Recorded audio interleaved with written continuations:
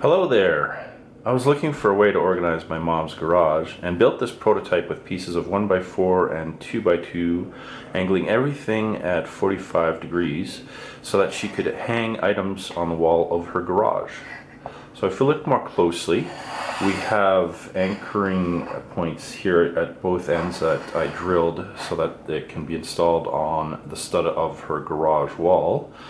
We have the side pieces here anchored into the centerpiece with 1.5-inch screws, and so it pretty much connects this way to the middle.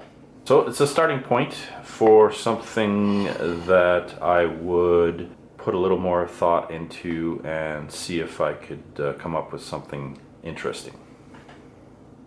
There were many yard tools in my mom's garage leaning around on the floor or hanging from random hooks and nails. It would be very satisfying to put things away properly, so I tried out the prototype to see how things would work. This might have been the project that drove me to buying a miter saw, as the manual plastic miter box kit I had was really frustrating to use. I wanted to use up some wood that was salvaged from a storage space cleanout where I used to work. There were lots of scraps from old remediation jobs, including sections of 1x4s that would work for this. My mom also had this long scrap piece of roughly milled 2x2 tucked away in a small gap outside of her garage.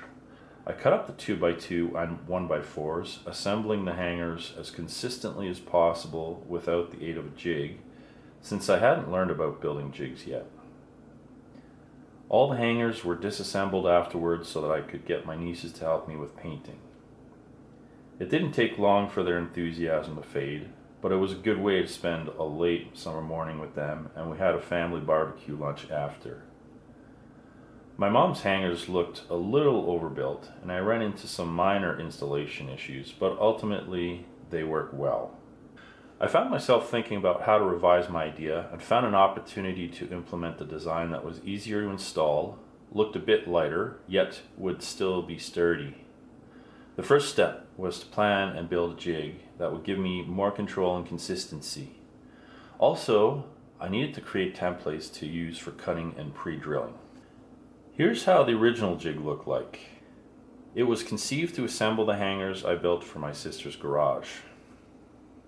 This is what I came up with for the new design, and I had to go with new lumber this time using 2x2s and 1x3s.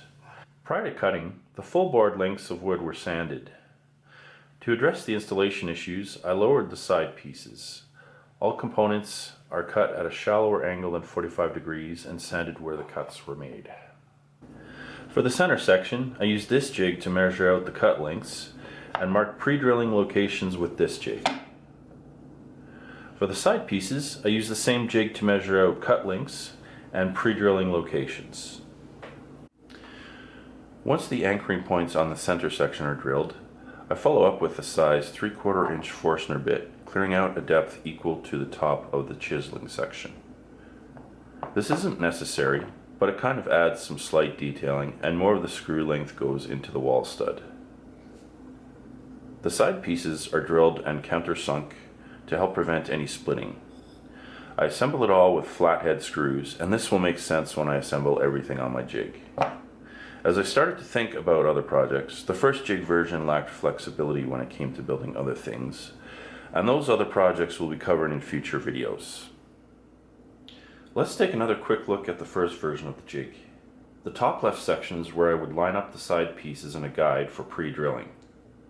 The middle bottom section is where I would prepare the center sections, and the larger guides are what I use to do all the assembling. This is what the jig looks like now. I reoriented the assembly guides to fit along the length of the board.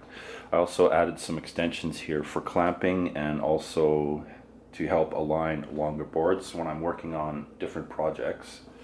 Over here, for demo, I just set up some stop blocks here, and here's the drilling template for the centerpiece, so everything lines up properly. I can also do the same thing for the side pieces, but I just need to adjust the spacing for the stop blocks. So here's the first side that I've attached to the centerpiece, and just wanted to mention a few other things. This is how I line things up with the corner here so that I can just nest this right in the corner. Also, typically I add a support here because when I'm drilling in, I need a bit more stability so it's not wobbling around. Now we'll switch to the other side, and it'll show why I have the height difference. So now I've flipped it over and lined it up with the guide that is a bit higher. Just wanted to mention that the reason I use flathead screws is that, again, there won't be any wobble when I have everything lined up. Also, once again, I put a piece of board 2x2 here to support while I'm installing the second piece, and also underneath another small piece of 1x3 just to keep everything stable. And that's what you have as a complete hanger. They are great for organizing space in a garage or in a home. I consider them to be light duty, but I've actually been able to hang one of those yard trimmer devices, and supports it pretty well. They can support most garden hand tools and implements, camping gear, fishing gear, grilling accessories, bags, etc. They're pretty versatile. The Gap can usually double up tools on a single hanger for added space efficiency while still maintaining a low profile. For direct mount to studs, I like to use a number 8 2.5-inch wood screw to connect it to the stud. For drywall or other surfaces, I'd probably look at getting some type of suitable screw and anchor combination.